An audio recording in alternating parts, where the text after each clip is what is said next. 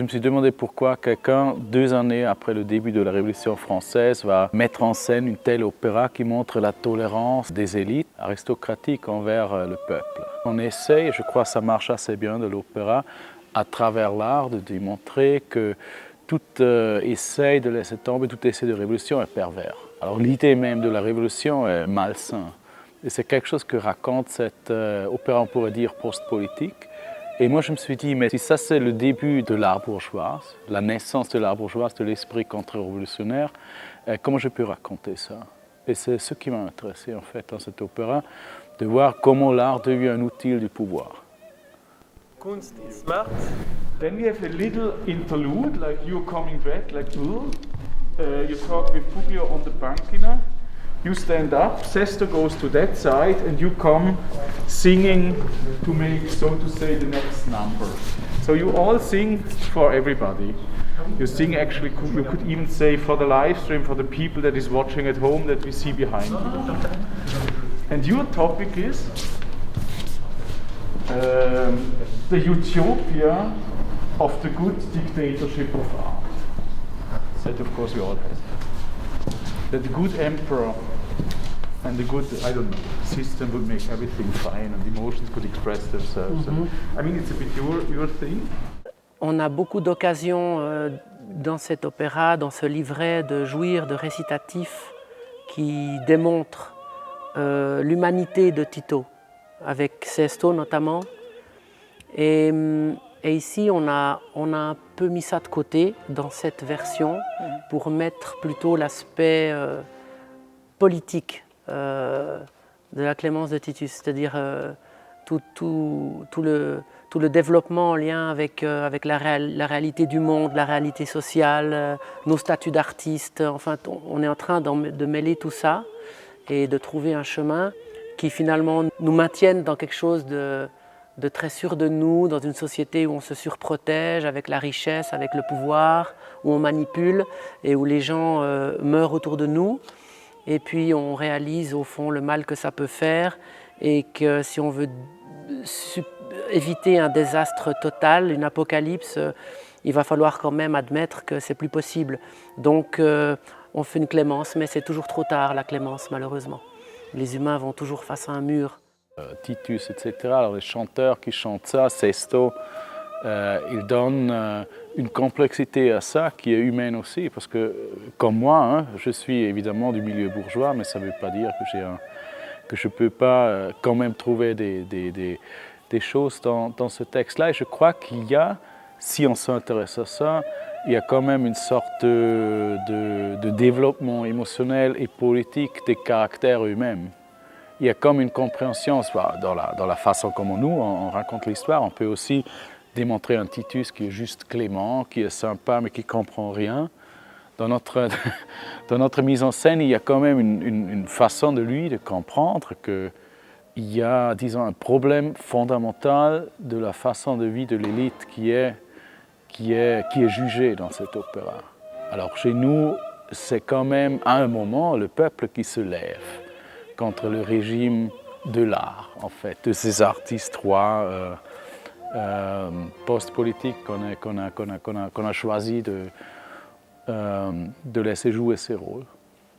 Il y a eu une figurante congolaise qui a dit une chose intéressante. Elle a dit, elle ne connaissait pas l'opéra, moi non plus, en fait, elle a fait des recherches sur Wikipédia, elle a dit ça l'a assez frappé que Titus et ses amis, la rappelaient beaucoup aux élites congolaises, au régime congolais. Alors ces personnes qui s'intéressent seulement à eux-mêmes, parce qu'ils chantent tout le temps en fait sur leurs propres émotions et petits problèmes amoureux, qui utilisent le peuple seulement pour être élus.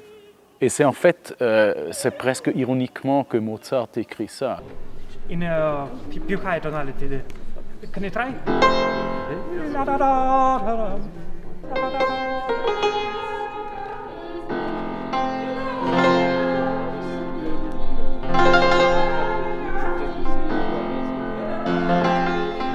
do bordoni, bassi.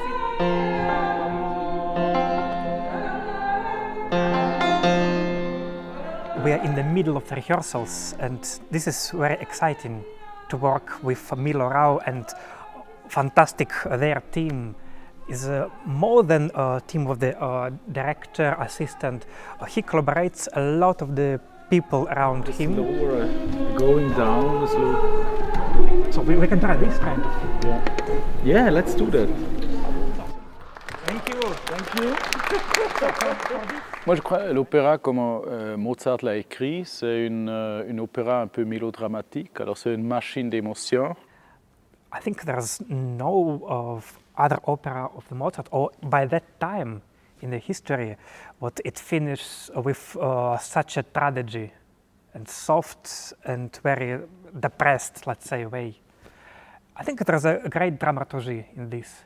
And then we'll have a second finale, which is also not fast, but feels you feeling of catharsis. Che comunque sia sempre bene cantare Mozart, anche in una carriera dove puoi cantare Verdi, Puccini o qualsiasi altro. Allora canti bene, cioè canti tanto, Sì, Verdi, Puccini. sì, però ecco, Mozart è un po' tornare a quello che è la pura tecnica vocale, dove devi essere quasi più uno strumento che una voce e basta. Cerco di trovare organico dentro me stessa per tirare fuori questo personaggio che è molto diverso rispetto a quello che ho fatto già, che lì era un personaggio diciamo classico di travestito qua e uno non si sa se è adolescente, se è una ragazza, se è un uomo, se non si sa chi è. Gender fluid. Quindi sì, non si sa chi è, quindi è molto interessante anche per trovare questi collegamenti tramite il mio mondo interno e tramite tutti i personaggi che fate voi.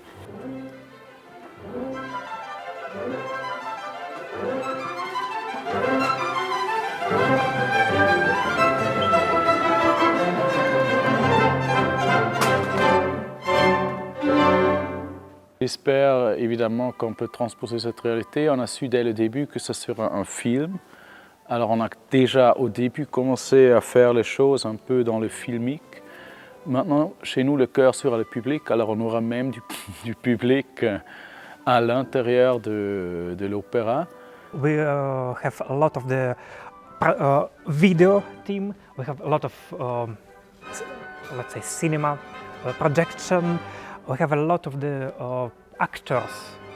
Sometimes it's mimeance actors, but sometimes it's just real persons.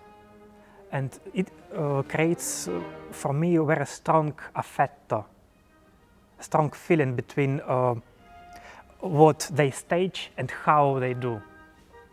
Au niveau de la scénographie, qui est le vernissage, qui est la maison d'art, qui est là où on expose les œuvres. Et de l'autre côté, il y a la réalité, le misérabilisme, les exécutions, la pauvreté et tout.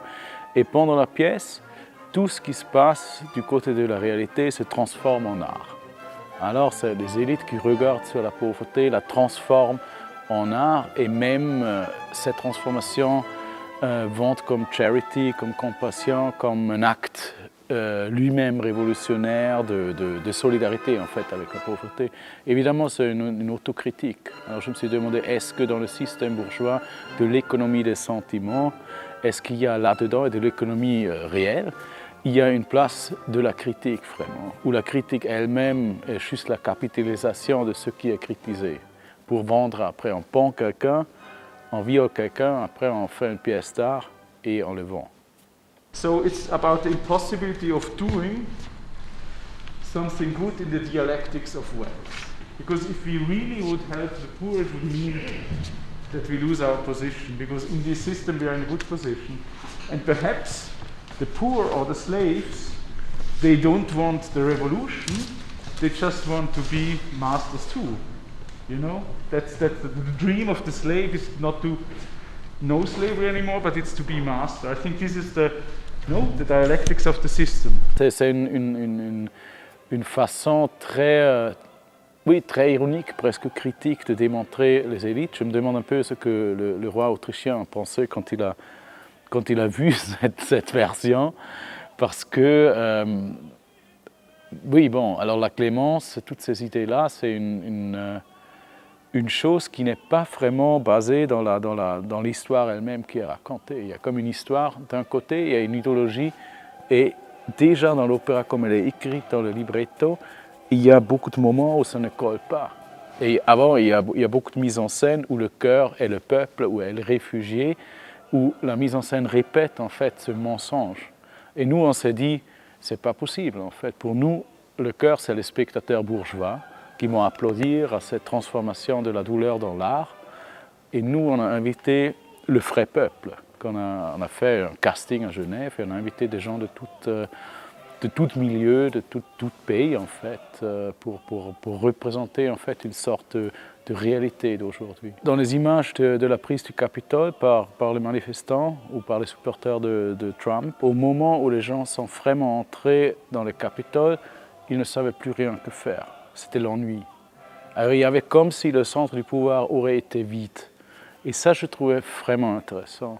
Comme si le pouvoir démocratique aurait été une place vide et quand tu entres, tu ne trouves rien. En fait, tu trouves des représentations qui semblent venir d'un autre âge, où on a encore cru dans ça. Et c'était quelque chose de très, très désillusionnant pour moi, et je crois un peu pour tout le monde. Dans l'opéra de Mozart, il y a aussi le Capitole qui, à un certain moment, brûle, en arrière, derrière, quelque part. Alors, ce n'est pas la prise du Capitole, mais c'est une coïncidence intéressante, cette idée d'entrer dans le centre du pouvoir et changer le monde, en fait, qui est très moderne, mais qui semble plus marcher.